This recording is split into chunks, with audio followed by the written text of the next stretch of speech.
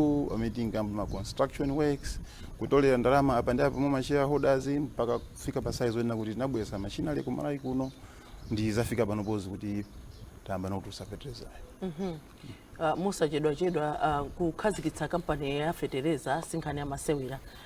Taona makampani angapo akhalafuna kuyesera kuti akhazikitse business ngati imeneyi koma analandira zindapusa ndithu inuyo mwaboleza bwanji zatheka bwanji kuti inuyo Rudivit mapepala akhale okwanira kuyamba kupanga kugaya fertilizer. Moti tifotokoze kuti muonane ninamu zaka za 2021 pamene tinkakhala pansi nkuma panga raise capital yoti tiyambe kampani yopanga fertilizer tinali odziwa zonse zofunikira kuti tisanayambe kumanga ndipo tinakafikira kubungwera MEPA pachiyambi pomwe ndipo anatoka kuti tichite nthawi yomweyo tinayamba exercise imene mu 2021 inatha 2022 ndithu pofika pa 5 December 2022 anatipasa license yathu kuti mwakwanisa zonse zomwe timafuna pititizani kupanga install fertilizer company in that particular area.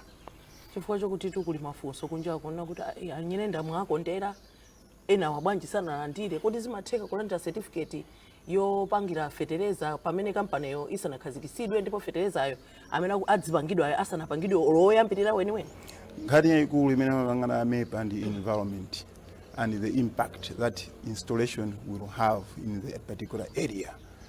Chitachitike ndi chingachitike ndi chani zimene amkhati masomphenya kuyang'anira ni kusogolo kuzafunika zakuti mukonze zakuti zonsezo masomphenya amene anatuunikira titalemba consultant tatipangire zinthu izi anatipanga zonse zijazi ndi chiripoti chili apa chomwe chinapangisa kuti mpaka MEPA akathe kutipasa license mdalina kuti muchaka cha 2022 tisanayambe kumanga zinthu ziti tifotokoze pano sumangoyamba kungonyamuka basi mukapanga chakuti usakuzindikira kuti ndikafusi chofunikira ndi chani nde ifeyo pozindikira zonsezo tinapangira athu ndikumaliza certificate nkutipasa mwapaderanso tikumanga tinayendedwanso ndi MEPA omwewo audit kuzazungulira mukupanga dimo mnaneneramu zikomo kwambiri.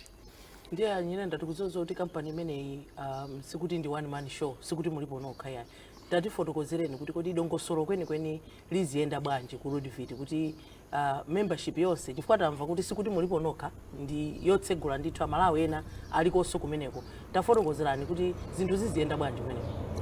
So pano ngandiona ndili pano ineyo ndine chairman of the board tili ndi ma directors ku company kumeneko ndiyo tili ndi ma shareholders amene ali eni yake a company amene agula ma shares mu company. Mwapadira ndingofotokoza kuti Rudivit ndi stands for Rural Development Investments Initiatives. Yonena kuti kwa amalawi tinachitengapo chiganizo chonena kuti we can participate in the development of our country but profitably. So how do we develop? We realize we need to start with the rural because the rural is where the people are. We say 80% of the people are in the rural, and indeed 80% of the land is in the rural, which means our resources are in the rural, they are not in the cities. And this is why our focus was how do we deal with the rural? What is it that the rural is actually lacking? Or what is it that, for example, in this particular case, akusoekera jani anthu wa mizimu. Anthu pa 10 acres of land, kumakulima 1 acre yoka chifukwa ya jani, akusoekera sinika kwanisa kugula fertilizer ndi odula. Maganizo ali pamene popopo. Tendizire mulimiyo athe kulima zochuluka. There is no way anthu 20% in town tingasamale anthu 80% chifukwa cha Malawi tilamphawi chifukwa mkapanga average 20 ndi 80 mwatsika muli pansi straight away simple average no matter how rich people can be but for as long as 80% of the people are poor you are a poor nation. Ndiye maganizo athu ndonena kuti titukule dziko tiyambire ku rural. And this is why this is coming in as rural. Ambiri akumadabo tikabena ndi NGO imeneyo hayi ndithu nda Malawi amene abwera pamodzi kuti nakuti feti kuthandiza kutukula dziko lathu. Ndiye maonamu imene kuoneka ndi ya fertilizer inangobweramo poyambira. Koma tili ndi zambiri zomwe tikuganiza kuti kodi tingapange chani kuti tithandize chitukuko cha dziko la Malawi koma chipange concentrate ku rural. Tingamtenge bwanji munthu wa kumudzi kuti timutukule anyamuke kumudziko ate kukhala yeye to create, for example in this case we are saying create a food basket for the urban. osakhala urban mukadisa anthu 80% sizitheka maganizo ake kanali amenewo. So potenga kuti ziyenda bwanji ndinangokhala chairman wayambisa chinthucho, and the people bought that idea big time. Chifukwa idinda malai konse ena ali kunjako kandi ku Israeli kandi ku Poland ena ali ku Canada ali ku US onse aja ndo sangalasirwa kugula mashares, ndipo ndo sangalala kwambiri pakali pano pokuona kuti tatusa tuthumba lija nthawi yonse aliyese amangosatiza kuti tili pati tili ndi gulu lokhazikika. Every year we have got our audits, every year we have got our AGM. Even at the last AGM we met 27 June mashareholders anena kuti yapshatu iyo yakwana iyo misa mwatu sapeteza mozo watuluka yakwana imene tiyangane china tathandiza bwanja mana through Ru David. This is how we will develop. We're talking about the issue of fertilizer, which we are focusing on this program. One of the issues you've mentioned also is the issue of pricing in fertilizer. How are you going to enable the local Malawian be able to buy that fertilizer? What price are we looking at, and what are the dynamics that you're using to price this fertilizer? So, when the idea of producing fertilizer came about, we realized that we cannot produce chemical fertilizers in Malawi. We are far away from it. So we said, let us do some kind of import substitution. Instead of importing, tebangi produce it. Kama tebanga produce jani, we made a point to say who will produce granulated organic fertilizer, which is coming from waste. What you consider to be waste from your side is what we take it as our material, and we are recycling that and take it back to the garden to produce what we can get. So we've got now the organic fertilizer, not chemical fertilizer. Now, because my materials are local, obviously the price will be very low. Pameneting Kayamba, Muchaka 2021, when we were discussing, actually from 2020 when we were discussing this, we said if we have resources so quickly, we should be able to deliver this fertilizer at the price of 4,000 kwacha.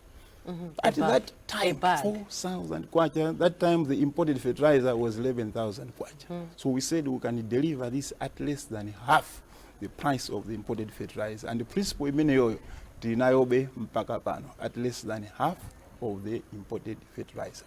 At this point, can you back up with fertilizer? I mean, it's an effective fertilizer because has it been tested in the field? Pokhala kuti mwina simunaende mukanakhala kuti mukanayenda mukanatha kuzindikira nkunena kuti zinthuzi nzoyese tikupasani chisanzo chimodzi. Tikuyuza zinyalala mukaone chimanga chomwe mwadzala pa zinyalala chimachita chimapanga bwanji so through that particular process mpamete mazitenga nongumaziyesa zinthu talima ni apa tikolola bwanji tatusani kamodzi kapena muthireka awiri zonsezo process tadusamo kufika pa size inoyo nkunena kuti tili nazo nkunena kuti izi nzotheka ndipo zatheka. Ndinena pano chaka chino ano akaife pena pake takugisa ntchito fertilizer yomweyo. Ponena za mtengo wake tena kuti less than half sichoncho ndikufuna muchule uchulide mtengo. So tikauchula mtengo umene panopo umene wagudwa kale panopo uli pa 65,750 kwacha 50 kg bag. Ndiye kutsogolo kuno tikudziwa kumakhala boma li program ya FISP.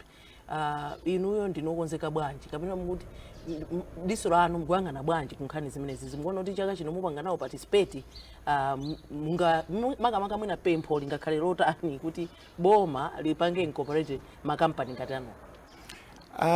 Pakali panopo tikulankhula nabe ndi ena amene akukhuzidwa ndi za FISP komano sitinafike pa inde kuti tirola nazo kuti koma demand ya fertilizer tili nayo ndiyokwana.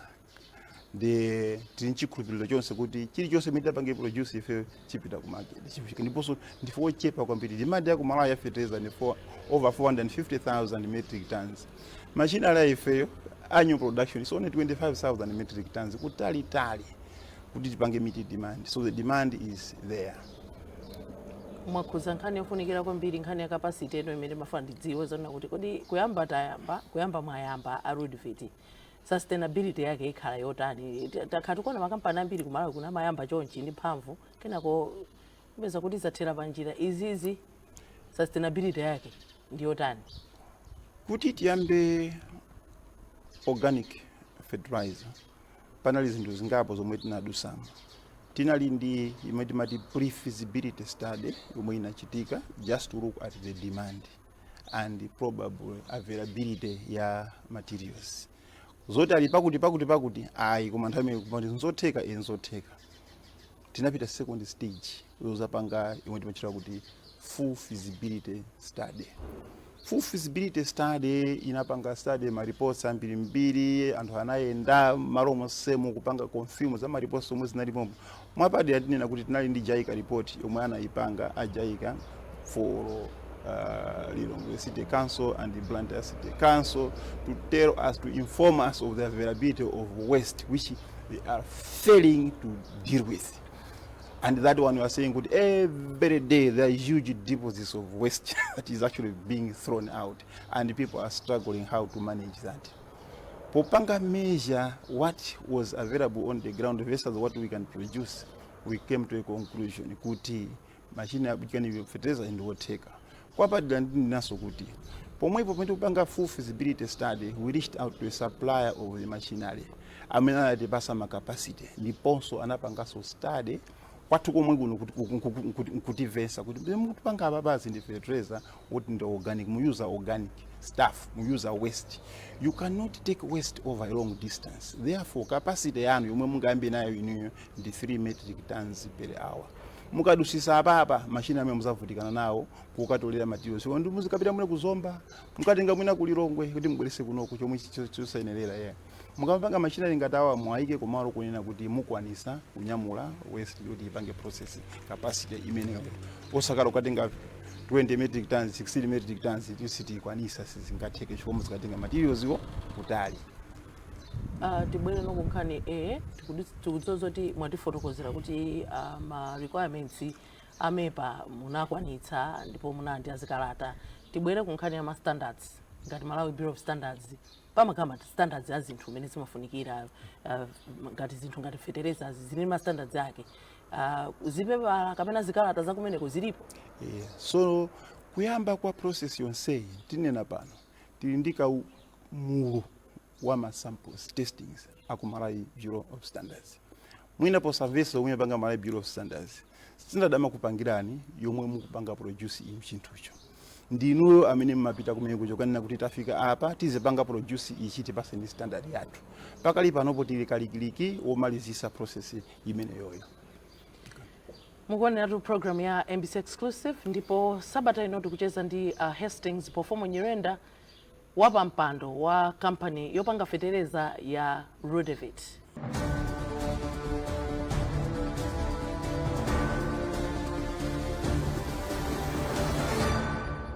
Tikupitiriza ndi program ya MBC Exclusive ndipo mu program imeneyi tikucheza ndi Hastings Performo Nyirenda wapa mpando wa company yopanga fertilizer ya Rudevit. Anyirenda company imeneyi mene munafotokoza poyambirira paja sikuti muli monokha yayi. Amalawi angapo alowetsamo ndalama zawo mabiliyoni mmene mumu. Tikambe nkhani ya financial discipline pakafika nkhani ya maprofiti zizikhala bwanji kumeneko. Sitizamva kuti ayi anthu akokana majekete kumeneku kudongoso lake liyenda bwanji. Mafunso labwino kwambiri chifukwa mwina mu history ya ku Malawi kunoku ndikoyamba kuti company yoti kuyamba from zero Amalawi kubwera pamodzi. Nthawi zambiri anthu amapa andidira sindikudzandiro nazo kuti zizi andingokhala basi nsapange participate. True ni mezinaliliro mpachiyambi pomwe. Anthu oyambirira amene anagula idea ya Rudevit amene anayambirira kupanga contribution yake by the way ni kugula ma shares. Rudevit ndi public company. Si private company, ndi public company. Pa malamulo public company ndi yokhayo imaloledwa kutolera ndalama kuchokera ku general public. Ndiye anthu onsewo amene ali menemo anagula aliyense ali ndi mashare yake ndi tumenemo mashares.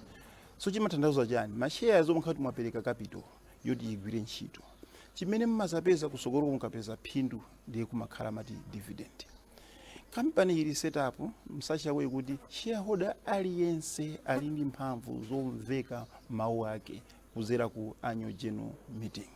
Annual general meeting ndi imene imapanga approve payment yoti ipite ngati dividend yoti ipite kwa members, ndipo imawerengesedwa potengera manamba a shares amene uli nawo mu kampanimo.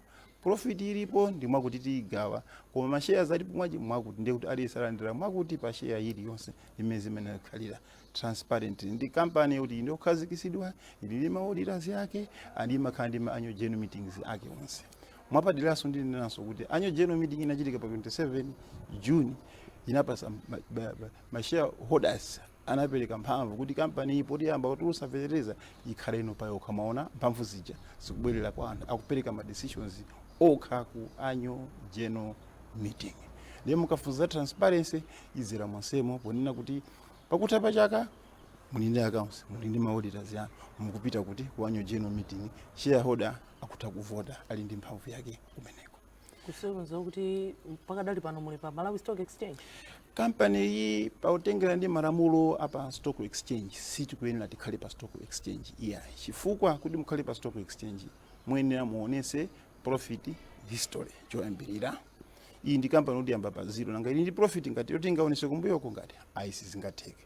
Muyenera so mukhale public company. Public company inakwana pa day 1 pamene timayipanga register company kuti iyi ndi ya public. Ikhozokhala ndi anthu omwe angachulukire kandi 1 million kandi chani akhozokhala zimenezo tinakwanirisa kale. Koma chimene chasala ndi profit history. Tikatana ndi profit history kusonyeza kuti tikangamba production iyi ndi kupita pa sokolopo nkuonesa kuti anthu akuona kuliwa profit tuko tendipeno pa soko sinjitakwana. Mpokhapo pamene ma shares angapezeke kuti azikagulisidwa pa auction. Mapali panopo ma shares akugulisidwa ali mutili ngati ndi mu grocery.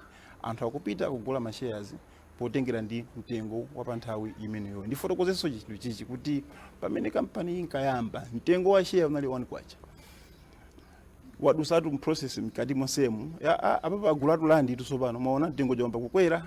Apa tensatu machinery ya mtengo jaso wambaso kukwera. Mangatu mtengo jomba kukwera. Panopo ndinena pano kwalero ndi 16 kwacha 50 tambara ba share imodzi yomwe inamba pa 1 kwacha. Agenda nimafuna ndidziwe kunena kuti company ndimene yayimayi komano nthawi zambiri kumalawi kuno makampani ambiri amadandaula kuti ayi mmene mwafotokoza kuti mwayambira pa zero. Tikukanika kuti tipange access maloni mabankimu zikutivuta chifukwa tilibe collateral yoti tingaonetse kuti titenge drama mwakuti. Business tikukamba pano iyi ndi amabiliyoni. Ndalama munazitenga kuti? So pano pofunsa funso limene mwafunsa bwino kwambiri. Ndalama yoyambirira yomwe tinali nayo anu akefe ndi ndalama yomwe tinatolera kuchokera kwa ma shareholders amene agula ma shares. Ndinena kuti ugula land kumanga chimpanda chonse chija ndikuyamba kumanga chi foundation pansi ponse pajapa tinatenga ndalama zathu zomwe timatolera zokhazoka zija. Koma tinazazindikira penapo kuti kumene tikupita kusogoloko kuzafuna ma payment akulu tikati timange chi factory apa ndi tinapita mabanki. Ndimo ninakati mabanki amavuta. Koma banki itu sio vuta ya. Banki imapereka munthu iwe ukanene chimene apangecho. Osati nditenge makobiri ndi ukadya. Nditenge makobiri kapo afuna kuti azachoka pati makobiri. Ndi anatimvera anzathu NBM Development Bank azimene kubaka zofunikira kwambiri kuziko la Malawi.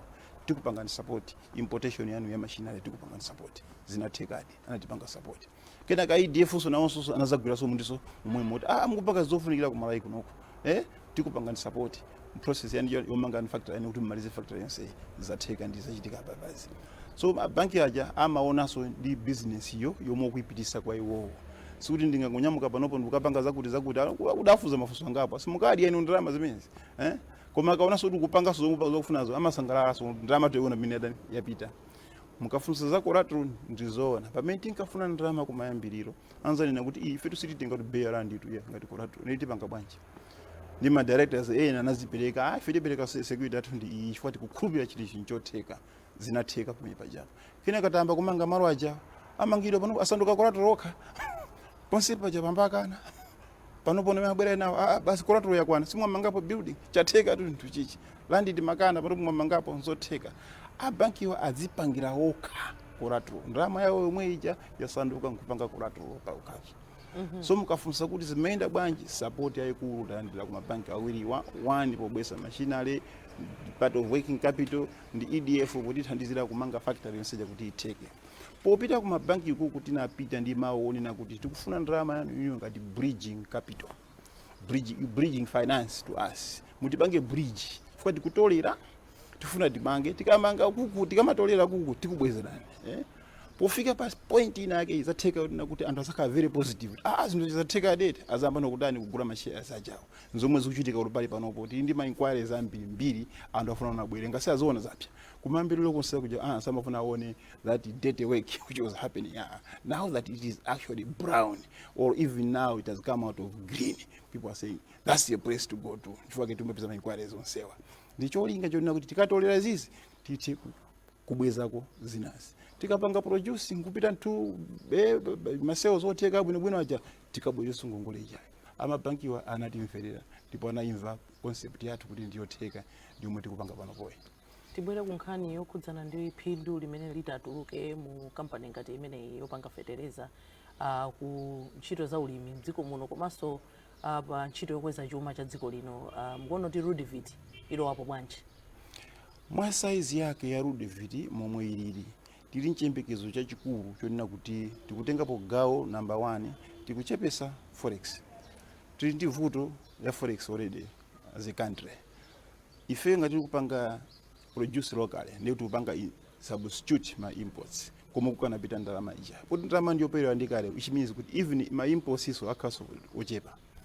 Did one ngati by reducing exposure of the country in form of forex going out of the country, we are actually helping the economy to move forward. Ndalama imene kana ononga kuti tikatenge mwina fetereza kwambiri wina uchayo ipita ku zinthu zina zofunikira kusiyana ndi kuti tikanatha kungopitiza bangu kagula basi talima zatha pomwepo.